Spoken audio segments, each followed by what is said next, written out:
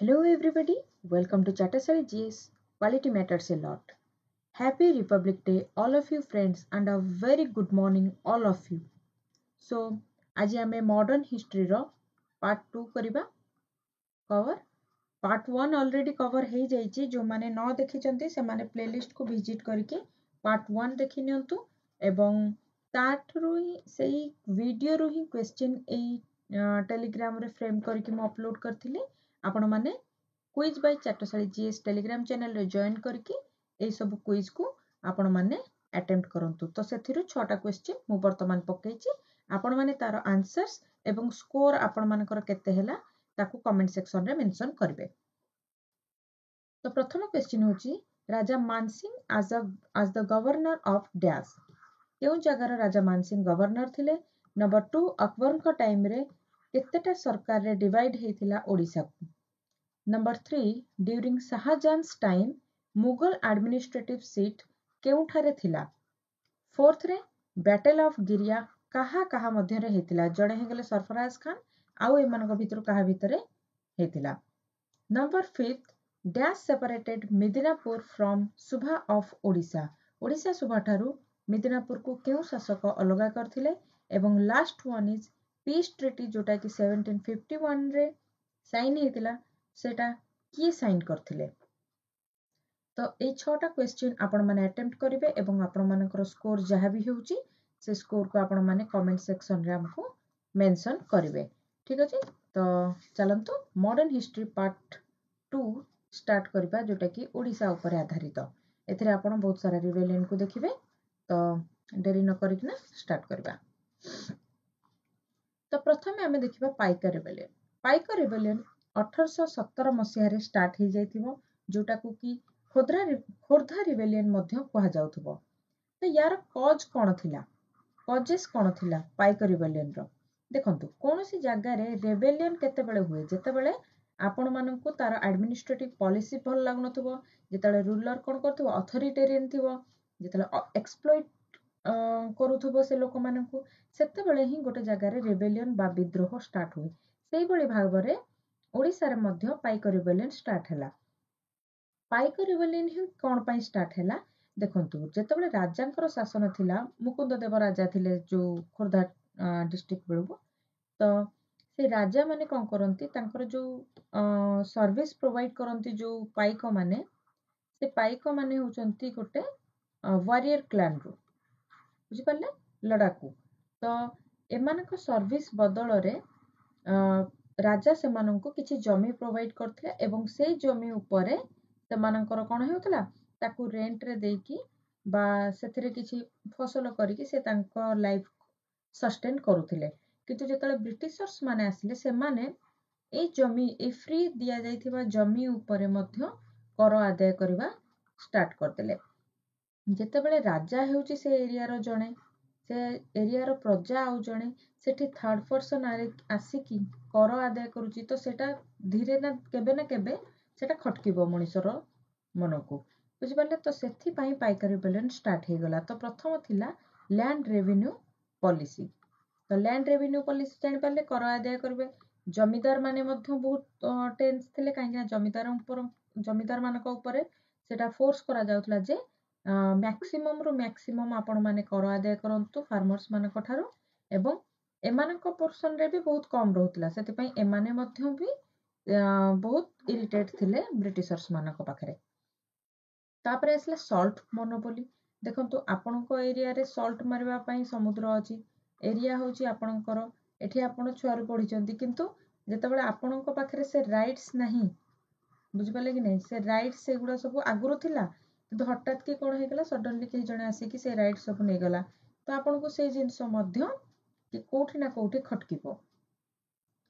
Third रे आपण देखिबे deprivation of local servant राजा मानक पाखरे जते सब लोकल सर्वेंट थिले से मानको डिप्राइव कर देले से माने चलबे केंती तांको लाइफ सस्टेन केमती होबो केमती तांको फैमिली पोसी होबो तो तांकर से जिंस को ये कर देले। आपण देखिबे जो लोकल हैंडिकैप्ट माने थिबे जो माने हाथ तैयारी जिनस बिक्री करथिबे से बिजनेस को भी मध्य ब्रिटिश सरकार माने खराब कर देले।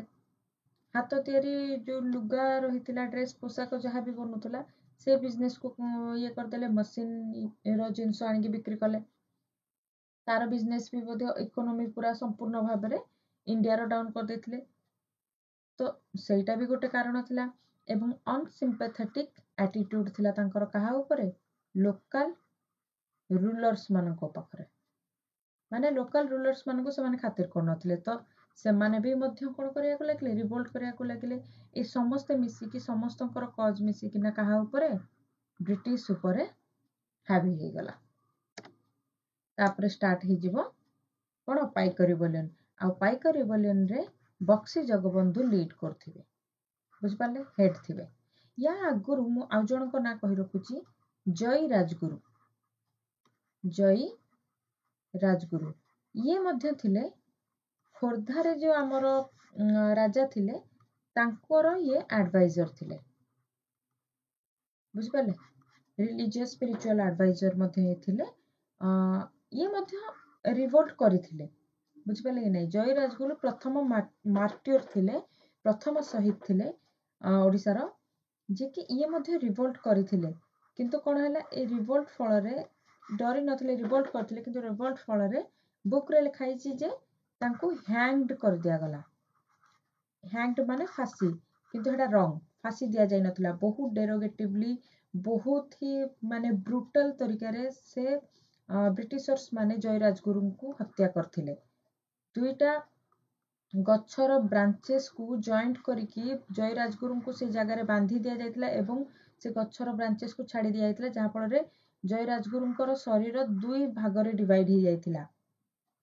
तो एते ब्रूटल तरीका रे से माने कोन करथिले, मर्डर करथिले जय राजगुरु को। प्रथम शहीद थिले से जानिथिले तांको परे ए सब जिंसर परिणाम तांको पई कोन हबो, किंतु हेले भी से निजर स्वाभिमान निजर राइट्स पई लढिथिले। तो तापर आपण देखिबे जे बक्सी जगबंधु लीड करथिबे पाइक रिबेलियन को।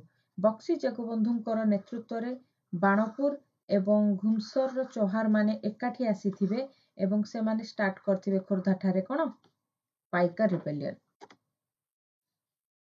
1817 मार्च 29 रे पाइक रिबेलियन स्टार्ट हे जाइथिबो। से माने प्रोक्लेम करिथिबे बा से माने अनाउंस करथिबे जे आमे राजा मुकुंद देवं को आमर हेड बोली मानुचु एवं आमे काहाकू हेड बोली मानुनु, ब्रिटिश अथॉरिटी को आमे डिस्कार्ड करूचु। तो यांको अंडर रे पाइक, खोर्धार पाइक एवं घुमसर चौहाड़ माने स्टार्ट कर देले रिवोल्ट। एवं रिवोल्ट करिवार एक्शन कोन थिला, से माने जळैबा को लागिले गवर्नमेंट बिल्डिंग्स एवं गवर्नमेंट खोर्धार जो गवर्नमेंट ट्रेजरी थिला ताकू लूट करबा को लागिले। तो जेतेबेले ट्रेजरी रे पैसा नथिबो, गवर्नमेंट बिल्डिंग नथिबो, तो बसिबे कोठी, राजपाट चलेबे केमति ब्रिटिशर्स माने। तो प्रथम तांकर टार्गेट थिला जळैबा एवं लूट करबा ट्रेजरी को। एवं ए पाइक विद्रोह रे आपण देखबे मुस्लिम फाइटर्स माने मध्य सहयोग किछि मात्रा रे करिथिले। तो पाइक रिबेलियन रो इंपैक्ट कोन पड़िथिला, किछि तो इंपैक्ट हेतिबो ना। पाइक रिबेलियन रो रिबेलियन हे गला जेमति 1857 रो रिबेलियन परे आपण देखिबे जे गोटे रिफॉर्म आसिला, धीरे धीरे कोन हला रिफॉर्म आसिला। सेही भली भाबरे पाइक रिबेलियन परे मध्य किछि रिफॉर्म आसीथिला, किछि इंपैक्ट पकेइथिला लोकंको ऊपरे, ब्रिटिश सरकार ऊपरे, एमति बहुत किछि जगह रे लोकंको ऊपरे कोन पकेइथिला, fearless freedom fighters.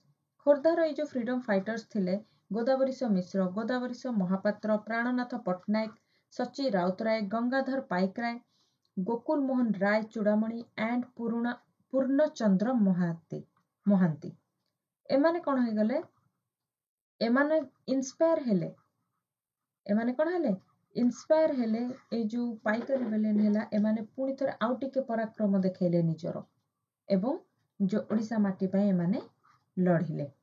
Administrative reform कोन आसीथिला आफ्टर बक्सी जगबंधु सरेंडर। देखंतु सरेंडर एठी जोटा को हाउची एटा गोटे भूल कहया को गले, डिसरेस्पेक्ट कहया को गले चले। सरेंडर माने कोन, सरेंडर माने डरी की सरेंडर करिया को जोटा कहा जाय एटा सरेंडर। से डरी की सरेंडर कर नथिले, इंग्लिश माने भिख मागिथिले बक्सी जगबंधु को सरेंडर करबा पई। एमिति कि से माने कोन करथिले, बक्सी जगबंधु को हेल्प करूथबा सहकर्मी मानन को ब्रूटल तरीका रे मारुथिले, बुझबले कि नै। ଯେତେବେଳେ ବକ୍ସି ଜଗବନ୍ଧୁ ଶ୍ରୀମନ୍ଦିରରେ ରହିକି ଲିଡ୍ କରୁଥିଲେ, ମାନେ ଶ୍ରୀମନ୍ଦିରରେ ଲୁଚିଥିଲେ କିନ୍ତୁ ଛଦ୍ମ ରୂପରେ ସେ ଲିଡ୍ କରୁଥିଲେ ପାଇକ ବିଦ୍ରୋହକୁ, ସେତେବେଳେ ସମୟରେ ଇଂଲିଶ ଯୋଉ ବ୍ରିଟିଶ ସରକାର, ବ୍ରିଟିଶ ଅଫିସର ମାନେ କଣ କରିଥିଲେ, ଶ୍ରୀମନ୍ଦିରର ପଣ୍ଡିତ ମାନଙ୍କୁ, ଯୋଉ ପଣ୍ଡା ମାନଙ୍କୁ ମାରିଥିଲେ। ତ ସେମାନଙ୍କୁ ଯେତେବେଳେ ମର୍ଡର କଲେ, ଲାଷ୍ଟରେ କଣ ହେଲା, ତଥାପି ବି ସେ ବକ୍ସି ଜଗବନ୍ଧୁଙ୍କ ନାଁ କେହି ବି କହିଲେନି, ଆଉ ବକ୍ସି ଜଗବନ୍ଧୁଙ୍କର ଆଇଡେଣ୍ଟିଫିକେସନ କେହି ବି ଦେଇନଥିଲେ। କିନ୍ତୁ ବକ୍ସି ଜଗବନ୍ଧୁ ନିଜେ ଚାହିଁନଥିଲେ ଯେ ଏତେ ଲୋକ ତାଙ୍କ ପାଇଁ ମରନ୍ତୁ ବୋଲି। ସେଥିପାଇଁ ଯେତେବେଳେ ଇଂଲିଶ ସରକାର ତାଙ୍କ ପାଖରେ ଗୋଟେ ପ୍ରସ୍ତାବ ରଖିଲା ଯେ ସେ ଆସିଲା ପରେ ସରେଣ୍ଡର ଯଦି କରିଦେବେ ତାହେଲେ ବ୍ରିଟିଶର୍ସ ମାନେ କିଛି ରିଫର୍ମ ନେଇକି ଆସିବେ ଏବଂ ଲ୍ୟାଣ୍ଡ ରେଭିନ୍ୟୁରେ ଏଇ ଯୋଉ ଜିନିଷଟା ହାଇପ୍ରେ ଅଛି ସେଟାକୁ ରିଡ୍ୟୁସ୍ କରାଇବେ। ତାପରେ ଏ ପ୍ରପୋଜାଲରେ ରାଜି ହେଇକି ବକ୍ସି ଜଗବନ୍ଧୁ ସାମ୍ନାକୁ ଆସିଥିଲେ। ଏମିତି ନାହିଁ ଯେ ଭିକ ମାଗିକିନା ସରେଣ୍ଡର ହେଇଯାଇଥିଲେ ଡରିକି। ତାପରେ ଆପଣ ଦେଖିବେ ପାଇକ ରିବେଲିୟନ ପରେ ଓଡ଼ିଆ ଲୋକମାନଙ୍କୁ ଏମ୍ପ୍ଲୟି ଭାବରେ ରଖାଗଲା ଗଭର୍ଣ୍ଣମେଣ୍ଟ ସର୍ଭିସରେ। ଗଭର୍ଣ୍ଣମେଣ୍ଟ ସର୍ଭିସ ମାନେ ସେତେବେଳେ ତାଙ୍କର ବେସିକଲି ବାଟାଲିୟନ ହିଁ ସେମାନେ ଚଲାଉଥିଲେ ଏବଂ ସେ ବାଟାଲିୟନରେ ସେମାନେ ତାଙ୍କୁ ରଖିବେ। ତାପରେ ଦେଖିବେ ଜୁଡିସିଆରୀ ଫିଲ୍ଡରେ ମଧ୍ୟ କିଛି ଡେଭଲପମେଣ୍ଟ ଦେଖିବାକୁ ମିଳିଥିଲା ଏବଂ ଯୋଉ ସଲ୍ଟର ପ୍ରାଇସ୍ ଥିଲା, ସଲ୍ଟର ମୋନୋପୋଲି ସମ୍ପୂର୍ଣ୍ଣ ଥିଲା, ତ ଆଉ ସେ ପ୍ରାଇସ୍ ବି ବଢେଇକି ରଖିଥିଲେ, ଯୋଉଟା କି ଆମେ ନେସେସିଟି ଗୁଡ୍ସ ଯୋଉଟାକୁ କହିବା, ନେସେସରି ଗୁଡ୍ସ, ତା ଉପରେ ବଢେଇକି ରଖିଥିଲେ। ସେଇଟାକୁ ଟିକେ ସେମାନେ ରିଡ୍ୟୁସ୍ କଲେ। ଆକ୍ଚୁଆଲି ତ ଆମ ଏରିଆର ଜିନିଷ ଆମେ ନିଜେ ଇଏ କରିବା କଥା, ଚଲେଇବା କଥା, କିନ୍ତୁ ଯେହେତୁ ସେମାନଙ୍କର ସେଇ ଟାଇମରେ ଗୋଟେ ଡୋମିନେଟିଂ ନେଚର ଥିଲା, ତ ସେ ଟାଇମରେ ସେ କଣ କଲେ, ଏ ରିବେଲିୟନ ପରେ ରିଡ୍ୟୁସ୍ କରିଥିଲେ। ଏବଂ ଯୋଉ ରେଭିନ୍ୟୁ ବର୍ଡନ ଥିଲା ଜମିଦାର ମାନଙ୍କ ଉପରେ, ସେଇଟା ମଧ୍ୟ ଆପଣ ଦେଖିବେ ଯେ ଆଗକୁ ଯାଇକି ରିଡ୍ୟୁସ୍ ହେଇଥିବ ଏଇ ରିବେଲିୟନ ପରେ। ତାପରେ ଆମେ ଦେଖିବା ଯେ 1857 ଯୋଉ ରିଭଲ୍ଟ ହେଲା, ଓଡ଼ିଶାରେ ତାର ଭୂମିକା କଣ ଥିଲା। ପ୍ରଥମେ ଆମେ ଦେଖିବା ଯେ ବୀର ସୁରେନ୍ଦ୍ର ସାଏଙ୍କ ବିଷୟରେ। ବୀର ସୁରେନ୍ଦ୍ର ସାଏ ଥିଲେ ସମ୍ବଲପୁର ରାଜାଙ୍କର ଜଣେ ସମ୍ବଲପୁର ରାଜାଙ୍କର ରାଜବଂଶର ଜଣେ ଲୋକ ଥିଲେ ଏବଂ ଏଇ ଯୋଉ ରାଜା ଯିଏ ଥିଲେ ସମ୍ବଲପୁରର, ତାଙ୍କର ଡେଥ ପରେ ତାଙ୍କର କେହି ବି ଡାଇରେକ୍ଟଲି ଡିସେଣ୍ଡାଣ୍ଟ ନଥିଲେ। ତେଣୁକରି ତାଙ୍କ କୁଇନକୁ ରାଜଗାଦିରେ ବସେଇ ଦେଇଥିଲେ ବ୍ରିଟିଶର୍ସ ମାନେ। ଏବଂ ଏଇ ଜିନିଷକୁ ଜଣେ କୁଇନ କେମିତି, ମହିଳା ଜଣେ ରାଜଗାଦିରେ ବସିକି କେମିତି ରୁଲ କରିବ, ଏବଂ ଏଇଟା ମଧ୍ୟ ପ୍ରୁଭ ହେଇଥିଲା ଯେ କୁଇନଙ୍କର କିଛି ପଲିସି ଯାହା ବି ସେ ରିଲିଜ କରିଥିଲେ ଇମ୍ପ୍ଲିମେଣ୍ଟ ହେଇପାରିନଥିଲା ଭଲ ଭାବରେ। ଆଡମିନିଷ୍ଟ୍ରେଟିଭ ଫେଲିଓର ଦେଖିବାକୁ ମିଳିଥିଲା, ଯାହା ଫଳରେ କି କୁଇନଙ୍କର ବିରୋଧ କରିବାକୁ ଲାଗିଥିଲେ। ଏବଂ ବୀର ସୁରେନ୍ଦ୍ର ସାଏ ଚାହୁଁଥିଲେ ଯେ ଯେହେତୁ ସେ ବଂଶର ଲୋକ, ତେଣୁକରି ତାଙ୍କୁ ସେ ରାଜସିଂହାସନରେ ବସାଯାଉ, ଯୋଉଟା କି ବ୍ରିଟିଶ ସରକାର ମାନେ କରିନଥିଲେ। ଏବଂ ଡକ୍ଟ୍ରାଇନ ଅଫ ଲ୍ୟାପ୍ସ ଯୋଉ ପଲିସି ଥିଲା, ସେ ପଲିସି ହିସାବରେ ସମ୍ବଲପୁର ସମ୍ପୂର୍ଣ୍ଣ ଭାବରେ କାହା ଅଧୀନକୁ ପଳେଇଲା, ବ୍ରିଟିଶର୍ସ ମାନଙ୍କ ଅଧୀନକୁ ପଳେଇଲା। ଏବଂ ଏଇଥିରେ ରାଗିକି ବୀର ସୁରେନ୍ଦ୍ର ସାଏ ରିଭୋଲ୍ଟ କରିଥିଲେ।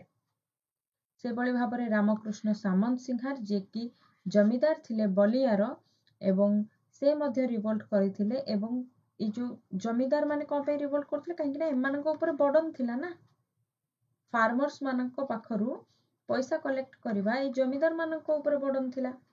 ଏମାନେ ମଧ୍ୟ ସେମାନଙ୍କ ସହିତ ଚଳୁଥିଲେ, କିନ୍ତୁ ଏତେ ଆକାରରେ ସେମାନେ କଣ କରିପାରୁନଥିଲେ, ଚାର୍ଜ କରିବାକୁ ଚାହୁଁନଥିଲେ। ତାପରେ ଆପଣ ଦେଖିବେ ଯେ ରାଜା ଅର୍ଜୁନ ସିଂ, ଯିଏକି ପରହଟର ରାଜା, ଏବଂ ତାଙ୍କର ଦିୱାନ ଜଗ୍ଗୁ, ଏମାନେ ମଧ୍ୟ ରିଭୋଲ୍ଟରେ ସାମିଲ ହେଇଥିଲେ ଏବଂ ଏମାନଙ୍କର ଫଲୋଅର୍ସ ମଧ୍ୟ ସାମିଲ ହେଇଥିବେ। ଏତେ ଲୋକ ସବୁ ଆପଣଙ୍କର ରିଭୋଲ୍ଟରେ ସାମିଲ ହବାର ଆପଣ ଦେଖିବେ। କିନ୍ତୁ ସେଥିରେ ଏମିତି ଗୋଟେ ବର୍ଗ ଥିଲା ଯିଏକି ସାଇଲେଣ୍ଟ ଥିଲା। କୋଉ ବର୍ଗ? ଟ୍ରିବ୍ୟୁଟାରୀ ମହଲ୍ସ ଯୋଉମାନେ ଥିଲେ, ସେମାନେ ମାନେ କଣ ରହିଥିଲେ, ସାଇଲେଣ୍ଟ ରହିଥିଲେ ବା ନ୍ୟୁଟ୍ରାଲ ରହିଥିଲେ। ଟ୍ରିବ୍ୟୁଟାରୀ ମହଲ କଣ? ଆପଣ ଦେଖିବେ ଢେଙ୍କାନାଳ, ଯେତେ ସବୁ ଗଡଜାତ ରାଜ୍ୟ, ସେଗୁଡା ସବୁ ସାଇଲେଣ୍ଟ ଥିବେ। କାହିଁକି ନା ବ୍ରିଟିଶର୍ସ, ନା ସେ ବ୍ରିଟିଶର୍ସଙ୍କ ସାଇଡରେ ଥିବେ, ନା ସେ ନେଟିଭ ରୁଲର ମାନଙ୍କ ସାଇଡରେ ଥିବେ, ସେମାନେ ସାଇଲେଣ୍ଟ ରହିବେ, ନିଜ କାମରେ ମତଲବ। ତ ଢେଙ୍କାନାଳ ରାଜା ହେଇଗଲେ ତାଲଚେର, ଆଠମଲ୍ଲିକ, ଏମିତି ବହୁତ ସାରା, ଆଠଗଡ, ଏଇସବୁ ରାଜା ମାନେ ସାଇଲେଣ୍ଟ ଥିଲେ। ଏବଂ ଏମିତି ଗୋଟେ ବର୍ଗ ଥିଲା ଯିଏକି ବ୍ରିଟିଶର୍ସ ମାନଙ୍କୁ ହେଲ୍ପ କରୁଥିଲା ଏଇ ଯୁଦ୍ଧରେ, ଯୋଉଠିକି ଆମ ନିଜ ଲୋକମାନଙ୍କର ଦରକାର ଥିଲା ସେତେବେଳେ, ସେ ସମୟରେ ସେ ଲୋକମାନେ ବ୍ରିଟିଶର୍ସକୁ ହେଲ୍ପ କରୁଥିଲେ। ଲୋକମାନେ ନୁହଁ, ରାଜା ଅଫ ମୟୂରଭଞ୍ଜ ଏବଂ କେଉଁଝରର ରାଜା। ଏଇ 2 ଜଣ ମିଶିକି ବ୍ରିଟିଶକୁ ସର୍ଭିସ୍ ପ୍ରୋଭାଇଡ୍ କରୁଥିଲେ। ଆଉ ଆପଣ ଦେଖିବେ ଯେ 1857ର ରିଭଲ୍ଟ ପରେ ଏଇ ବ୍ରିଟିଶର୍ସ ମାନେ ସେମାନଙ୍କୁ ଉପାଧି ଦେବେ ମହାରାଜା। ମହାରାଜାର ଉପାଧି ଏଇ ବ୍ରିଟିଶର୍ସ ମାନେ ମୟୂରଭଞ୍ଜ ଏବଂ କେଉଁଝର ରାଜାଙ୍କୁ ଦେବେ। ବୁଝିପାରିଲେ? ତାପରେ ଆପଣ ଦେଖିବେ ଯେ କେତେ ଲିଡର୍ସ ମାନଙ୍କ ବିଷୟରେ ଆମେ ଜାଣିବା ଯୋଉମାନେ କି 1857 ଯୋଉ ରିଭଲ୍ଟ ହେଇଥିଲା ସେଥିରେ ତାଙ୍କର ଆସୋସିଏସନ ଦେଖିବା। ଚନ୍ଦନ ହଜୁରୀ ବା ତାଙ୍କୁ ପପୁଲାରଲି ଆମେ ଜାଣନ୍ତି ଚାଖି ଖୁଣ୍ଟିଆ ନାଁରେ। ଏଇ ଯୋଉ ଚାଖି ଖୁଣ୍ଟିଆ ଥିଲେ ଇଏ ଆମ ପୁରୀ ଶ୍ରୀମନ୍ଦିରର ପଣ୍ଡା ଥିଲେ ଏବଂ ଇଏ ବାହାରକୁ ଯୋଉଠିକି ବି ଯାଉଥିଲେ ପୁରୀ ଶ୍ରୀମନ୍ଦିରର ପଣ୍ଡାର ଆଇଡେଣ୍ଟିଫିକେସନ ଦଉଥିଲେ ଏବଂ ଆମର ଯୋଉ ଝାନ୍ସୀର ମହାରାଣୀ ଯୋଉ ଲକ୍ଷ୍ମୀବାଇ ଥିଲେ, ଲକ୍ଷ୍ମୀବାଇ ତାଙ୍କର ଫ୍ୟାମିଲି ପୁରୋହିତ ଥିଲେ ଚାଖି ଖୁଣ୍ଟିଆ। ତ ଇଏ ବହୁତ ପଢା ଲେଖା ମଣିଷ ଥିବେ। ତ ଲିଟରାରୀ ୱାର୍କ ତାଙ୍କ ସେ ଯୋଉ ଲିଟରାରୀ ଯୋଉ ଲେଖା ପଢି ଜିନିଷ ଥ୍ରୋରେ ସେ କଣ କରୁଥିବେ ଏଇ ଟାଇମରେ 1857 ଟାଇମରେ ସେ ମେସେଜ ସେଣ୍ଡ କରୁଥିବେ। ବୁଝିପାରିଲେ? ମେସେଜ ସେଣ୍ଡ କରୁଥିବେ, ମେସେଞ୍ଜରର କାମ କରୁଥିବେ ଏବଂ ୟାଙ୍କ ଉପରେ ରାଗିକି ଗୟା ଠାରେ ତାଙ୍କୁ ବ୍ରିଟିଶ ସରକାର କଣ କରିଦେଇଥିବ ଆରେଷ୍ଟ କରିନେଇଥିବ। ତାପରେ ଆମେ ଦେଖି ନେଇଛନ୍ତି ଯେ ବୀର ସୁରେନ୍ଦ୍ର ସାଏ ଡକ୍ଟ୍ରାଇନ୍ ଅଫ ଲ୍ୟାପ୍ସକୁ କେମିତି ଚ୍ୟାଲେଞ୍ଜ କଲେ ଏବଂ ହଜାରୀବାଗ ଜେଲରେ ଯେତେବେଳେ ସେ ରିଭୋଲ୍ଟ କରିଥିଲେ ହଜାରୀବାଗ ଜେଲରେ ତାଙ୍କୁ ରଖି ଦିଆଯାଇଥିଲା। ତାପରେ ସେ ସେଇଠାରୁ ହିଁ ଷ୍ଟାର୍ଟ କରିଥିଲେ ମିଟିନି। ଆପଣ ଦେଖିବେ ରାମକୃଷ୍ଣ ସାମନ୍ତ ସିଂହାର ଯିଏକି ଅଭିମନ୍ୟୁ ସାମନ୍ତ ସିଂହାର ଯିଏ ଜଣେ ମହାନ ପୋଏଟ ଥିଲେ ତାଙ୍କର ପୁଅ ଥିଲେ ଏବଂ ସେ ଖଣ୍ଡାୟତ ମାନଙ୍କର ସପୋର୍ଟରେ ବାହାରିଥିଲେ ଯୋଉଟା କି ଖଣ୍ଡାୟତ ମାନେ ସେତେବେଳେ ବି ଜମିଦାର ରହୁଥିଲେ। ତ ସନସେଟ ଲ ତାଙ୍କ ମାନଙ୍କ ଉପରେ ଇମ୍ପୋଜ କରୁଥିଲା ବ୍ରିଟିଶ ଗଭର୍ଣମେଣ୍ଟ। ସନସେଟ ଲ କଣ କହିଲେ? ସନସେଟ ଲ କହିଲେ ଯେମିତି କି ଆମର ରହିଲା ଷ୍ଟେଟ ଏବଂ ଜମିଦାର। ବୁଝିପାରିଲେ?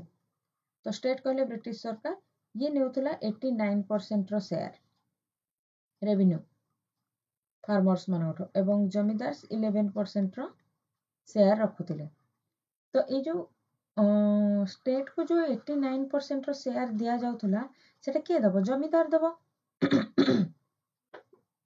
ତ ଏଇ ଜମିଦାରଙ୍କୁ ଷ୍ଟ୍ରିକ୍ଟଲି ୱାର୍ଣ୍ଣିଂ ଦିଆଯାଇଥିଲା ଯେ ଯଦି ତମାନେ ସୂର୍ଯ୍ୟ ଅସ୍ତ ଭିତରେ ଏଇ ଯୋଉ ରେଭିନ୍ୟୁକୁ ଡିପୋଜିଟ ନ କର ଦେନ୍ ତୁମ ଉପରେ ଷ୍ଟ୍ରିକ୍ଟ ଆକ୍ସନ ନିଆଯିବ। ତ ଏଇ ଯୋଉ ସନସେଟ ଲ ଟା ଆଣିଥିଲା କର୍ନୱାଲିସ। ତ ଏଇ ସନସେଟ ଲ ଏଗେନଷ୍ଟରେ ଯାଇଥିଲେ ରାମକୃଷ୍ଣ ସାମନ୍ତ ସିଂହାର। ତାପରେ ଆପଣ ଦେଖିବେ ଯେ ବହୁତ ଜାଗାରେ ଏମିତି କଣ ହବାକୁ ଲାଗିବ ଅପରାଇଜିଂସ ରେବେଲ୍ସ ଲାଗିବ ଏବଂ ଟ୍ରାଇବାଲ ଅପରାଇଜିଂସ ଗୋଟେ ସେଇଭଳି ରିଭୋଲ୍ଟ ଗୋଟେ ଷ୍ଟାର୍ଟ ହେଇଥିବ ଯୋଉଟା କି 1835 ରେ ଷ୍ଟାର୍ଟ ହବ। ଘୁମସର ଅପରାଇଜିଂ ମଧ୍ୟ ୟାକୁ କୁହାଯାଏ ଏବଂ ୟାକୁ ଲିଡ୍ କରୁଥିବେ ଡୋରା ବିଶୋଇ। ଟ୍ରାଇବାଲ ଅପରାଇଜିଂ କଣ ପାଇଁ ହବ? ଯୋଉ ମେଢିଆ ବୋଲି ଗୋଟେ କଲଚର ଥିବ ତାଙ୍କର ଯୋଉଥିରେ କି ଲୋକମାନଙ୍କୁ ବଳି ଦିଆଯାଉଥିବ ବା ହ୍ୟୁମାନ ସାକ୍ରିଫାଇସ୍ ସେଇଟାକୁ ବନ୍ଦ କରିଦେଇଥିବ ବ୍ରିଟିଶ ସରକାର। ୱିଦାଉଟ୍ ଆୱାରନେସ୍ କୌଣସି ଜାଗାରେ କୌଣସି ଲୋକଙ୍କର କଲଚର ନା ତାଙ୍କ ଇମୋସନ ସହିତ ଯୋଡି ହେଇକି ଥାଏ। ତ ସେ ଇମୋସନକୁ ବନ୍ଦ କରିବାକୁ ହେଲେ ଯଦି ଆପଣଙ୍କୁ ସେଇଟା ଖରାପ ଲାଗୁଛି ତ ତାଙ୍କୁ ଆୱେର କରନ୍ତୁ ସେଇ ଜିନିଷ ପ୍ରତି। ପ୍ରଥମେ ଆୱେର କରିବା ତାପରେ ବୁଝେଇବା ସୁଝେଇବା ତାପରେ ସେଇ ଜିନିଷ ଉପରେ ଆକ୍ସନ ନେବା। ସଡନ ଆକ୍ସନର ରିଆକ୍ସନ ହେଇଗଲା କଣ? Tribal uprising. ଆଉ ଏଟା କନ୍ଧ ଯୋଉ କ୍ଲାନ ଥିଲା ସେଇ କନ୍ଧ କ୍ଲାନର ହିଁ ଏଇ ମେଢିଆ ଯୋଉ କଲଚରଟା ଥିଲା ଏବଂ ତାଙ୍କଠାରୁ ରେଭିନ୍ୟୁ ବି ବହୁତ ଏକ୍ସପ୍ଲୋଇଟେଟିଭ ନେଚରରେ କଲେକ୍ଟ କରାଯାଉଥିଲା। ବୁଝିପାରିଲେ? ଏବଂ ଭଞ୍ଜ ରୁଲିଂ ଫ୍ୟାମିଲିକୁ କଣ କରିଦିଆଯାଇଥିଲା? ଆବଲିଶ କରିଦିଆଯାଇଥିଲା, ବାହାର କରିଦିଆଯାଇଥିଲା। ଯାହାଫଳରେ ଏଇ ଯୋଉ ଟ୍ରାଇବାଲ ଅପରାଇଜିଂ ଦେଖିବାକୁ ମିଳିଲା। କାହିଁକି ନା ଭଞ୍ଜ ଡାଇନେଷ୍ଟି ଯୋଉ ଥିଲା ତାଙ୍କ ସହିତ ଏଇ ଯୋଉ ଘୁମସର ଟ୍ରାଇବାଲ ମାନଙ୍କର ଭଲ ରିଲେସନ ଥିଲା।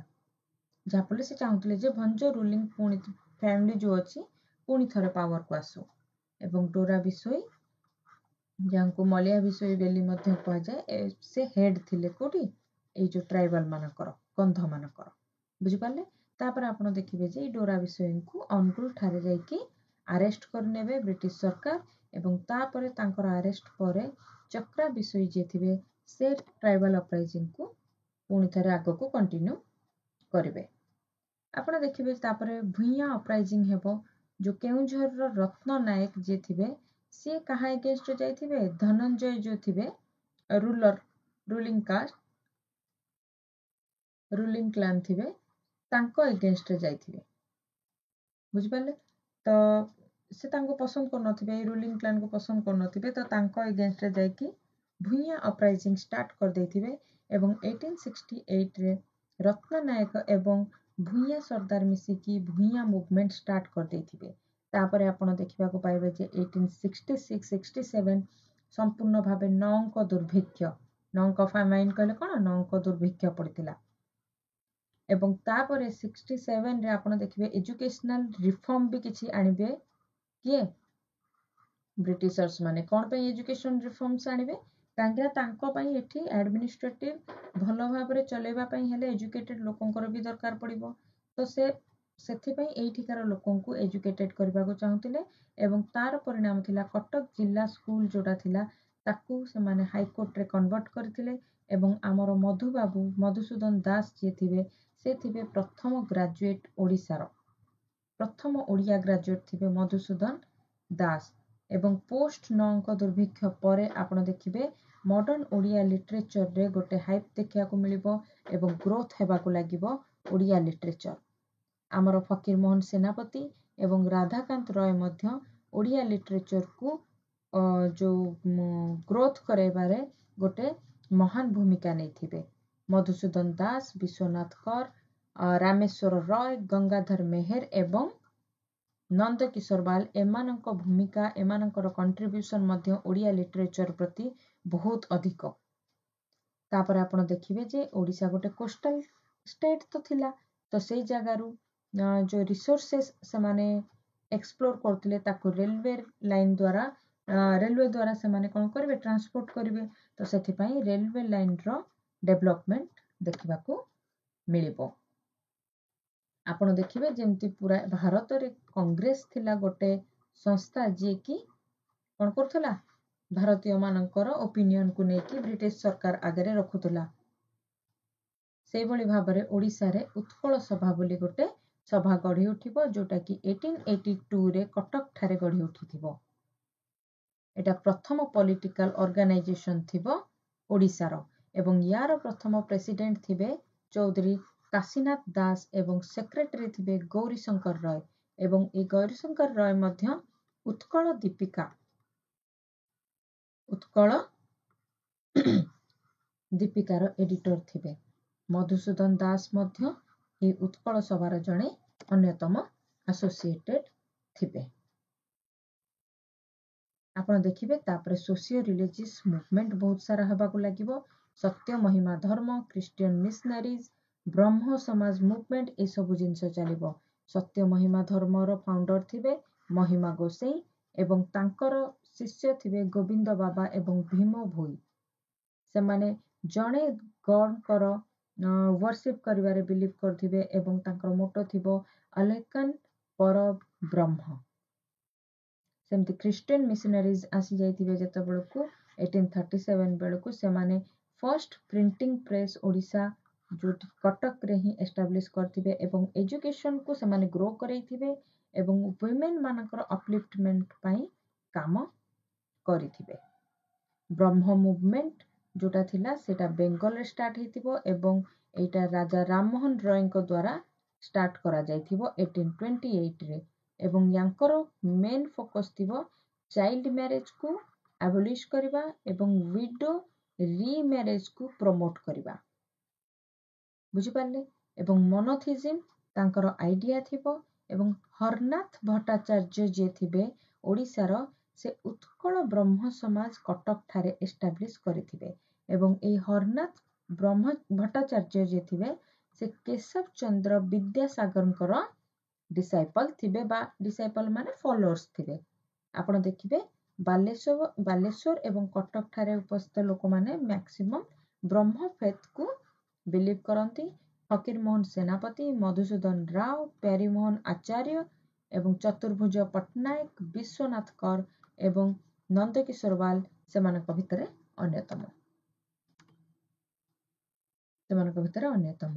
आपण माने जदि लाइक एपर्यंत करना तो वीडियो को लाइक कर दिंतु एवं जदि सब्सक्राइब करना न्यू अच्छा तो प्लीज सब्सक्राइब करके निजर सपोर्ट मते दिंतु आपनको सपोर्ट निहाती भाବରେ मते दरकार ताकि मु भल भल कंटेंट एई भली भाବରେ आपण मानक पाखकु नेकी आसीबी मु जो माने नुआ अछनी से मानक कहि दोची एठी हमें नो योर स्टेट बुक को कवर करूछंती आउ एटा होची मॉडर्न हिस्ट्री रो पार्ट 2 या पर हमें पढिबा फ्रीडम स्ट्रगल मूवमेंट जोटा रे कि ओडिसा रो भूमिका कोन थिला तो तेतबेला पर्यंत thank you very much video को देखिबा पई एवं ए जिनस को कंटिन्यू करंतु जदि टेलीग्राम चैनल जॉइन करना तो आपण माने टेलीग्राम चैनल जॉइन करके सेठी यार भी मध्य मु एमसीक्यूज पकेबी आपण माने से एमसीक्यूज को अटेम्प्ट करंतु एवं स्कोर को कमेंट सेक्शन रे लिखंतु वीडियो को देखिथिबारु बहुत बहुत धन्यवाद आपण मानको thank you very much Vande Mataram जय हिंद।